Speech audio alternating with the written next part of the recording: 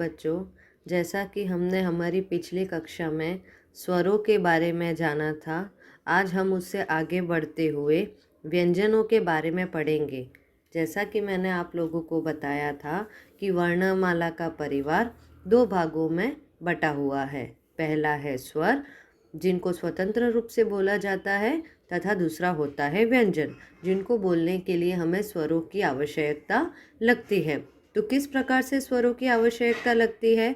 तो जैसे यहाँ पर मैंने कुछ व्यंजन्स लिखे हैं, तो उनके अनुसार मैं आपको बताऊंगी कि हम उनका उपयोग स्वर के साथ कैसे करते हैं। जैसे अगर मुझे बोलना है क, क, ख, ग, ग, तो आप देख पा रहे जैसा कि मैंने कहा क, तो क के साथ हमें अ का साउंड सुनाई दे रहा है। जैसे बोला मैंने क, तो क में ये आधा क प्लस उसमें अ नामक स्वर के जुड़ने से वह पूर्ण वर्ण बनता है, पूरा वर्ण बनेगा क। तो इसीलिए हम कहते हैं कि व्यंजनों को हम क्या करते हैं, स्वरों की सहायता से बोलते हैं। तो यहाँ पर देख लीजिए, एक बार मैं सारे व्यंजन आपको पढ़कर सुना देती हूँ कि उनको किस प्रकार से बोला जाता है, क्योंकि बहुत सारे लोग जो होते हैं वह व्यंजनों का सही उच्चारण नहीं करते हैं, जिसकी वजह से हिंदी भाषा लिखते समय भी वह बहुत सारी त्रुटियाँ करते हैं। तो स्टार्ट करेंगे हम लोग। क, ख, ग, ग, ng। इसको हम पढ़ते हैं ng। च, छ, ज, ज, ञ। ट, ठ, ड, ढ, ण। त, थ, द, ध, न। प, फ, ब, भ, म। य, र, ल, व। श, श, स, ह। अक्सर बच्चे श, श, स, ह के उच्चारण में गलतियाँ करते हैं, जिस वजह से उन्हें लिखते समय भी गलतियाँ होती हैं। और अंत में हम देखेंगे क्ष, त्र, अंत में हम देखेंगे क्ष, त्र, ज्ञ और श्र। इस प्रकार से हम वर्णों का उच्चारण करते हैं।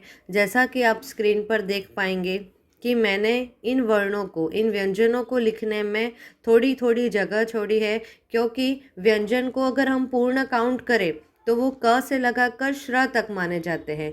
अगर हम व्यंजनों को वर्णमाला के अंतर्गत देखें तो उनको अगर पूर्ण रूप से हमें गिनना है तो उन्हें क से श्र तक हम सभी व्यंजन ही कहेंगे। लेकिन उनकी भी पार्ट है कि जैसे यहाँ पर मैं आपको दिखा रही हूँ कि क से लगाकर म तक, जैसे क से लगाकर म तक हम इनको काउंट करते हैं तो ये होते हैं 25 वर्ण, 25 वर्ण होते हैं। और इन 25 वर्णों को, यानी ये जो 25 व्यंजन हैं, उन 25 व्यंजनों को कहा जाता है स्पर्श व्यंजन। अगर हम वर्णमाला की जानकारी ले रहे हैं तो हमें पूर्ण रूप से उसको बारीकी से पढ़ना रहेगा। इस वजह से मैं आपको इन व्यंजनों का भी विस्तृत वर्णन करके बता रही हूँ, ताकि आप आगे जाकर भी इन सारी छोटी छोटी चीज़ों को ध्यान में रखो।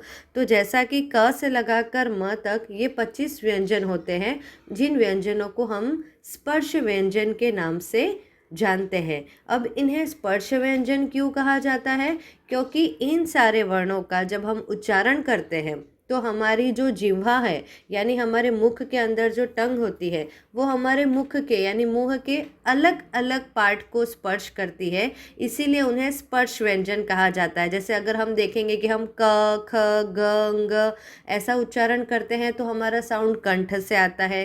च की जगह जब हम च का उच्चारण करते हैं तो हमारी जिह्वा कहीं और लगती है। ट, ठ, ड, ढ, न में अलग होती है। त, थ, द, ध, न में हमारी जो जिह्वा है वह हमारे टीथ को स्पर्श करती है।